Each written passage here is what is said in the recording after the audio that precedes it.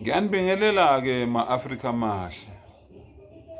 Bafowethu, njengoba ngenza le video nje, inhliziyo yami ibuhlungu ngokulimala kwengqondo yomuntu omnyama.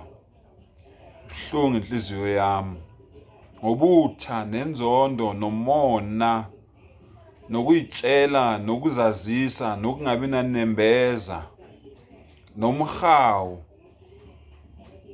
Ngingabala ngingaqedi bafowethu, namagqubu okwafakwa nje kumuntu omnyama wase kulinyazwa ingqondo yakhe yaphela. Ngenze ivideo la bafowethu ngithi ngizama ukuxwayisa ababulali. Omunye wavele wangena ku-comment wathi mina vele ngiyabulala futhi ayikho into ozoyenza, uzokwenzani ngalokho. Omunye wangena naye ku-comment wathi fuseke wena njamsuni kanyoko, gololo kanyoko, vele mina ngiyabulala futhi ngeke ngize ngisayiyeka futhi ayikho into ozoyenza ngalokho. Bafowethu, iyinkinga lento, kodwa abafowethu abazi ukuthi abazenzi, balimele izingqondo, bavumele usathane wadlala ngabo. Ngiphethe iBhayibheli la, ngizofunda nje amavesi engixwayisa ngabo labo bafowethu labo, noma labo dadewethu labo, noma labo anti labo, noma labo malume, noma labo baba, noma labo mama, noma labo gogo, noma labo mkhulu, noma lezo ngane lezo nazo ezisetshenziswayo ukuthi zibulala abantu. Kulungile bafowethu, kodwa ngizozama. Hlungu inhliziyo yami njengoba ngenza le video. Siyaphela isizwe sama-Afrika, siqedana sodwa. Ngivule la incwadi kaGenesis 4 kuverse 8. uKhayini wakhuluma ku-Abela umfowabo wathi masiye endle. Wathi besendle uKhayini wasukela umfowabo Abela wambulala. Wayesethi uJehova kuKhayini, uphi umfowenu uAbela na? Wathi angazi, ngingumlindi womfowethu na.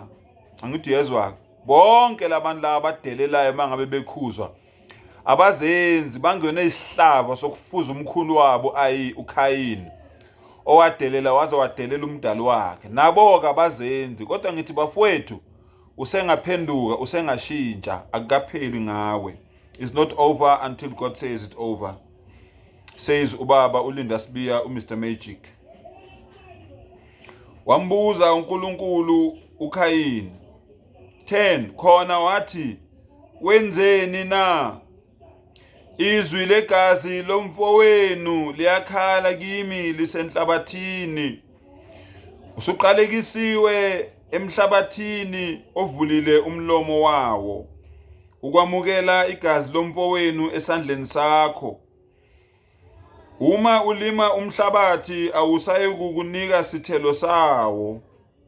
Wena uyakuba umhambuma nozulane emhlabeni. Bafowethu, nazizwe iqalekiso.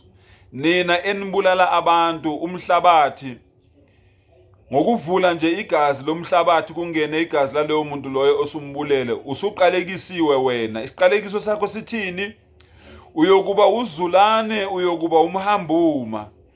Siyababona ke bafowethu, siyahlangana nayo imizulane, siyahlangana nayo imihambima. Abazenzi babulala abantu abangenacala. Ngale video ngithi kini babulali, kulungile bafowethu, njengoba nithi ngeke nisayeka, kulungile, qhubekani nikwenze, kodwa nazi ukuthi isiqalekiso senu ukuthi niyakuba imihambima, niyakuba ozulane.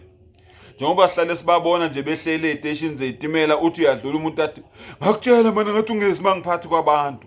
Usewumhambuma, usewuzulane, akasazenzi, uxakekile. Yini? Wazetha igama abazali bakhe abangazange bamethe lona. Usengashintsha, usengaphenduka, akukapheli ngawe. Wa akhiru dawana anilhamdulillahi rabbil alamin.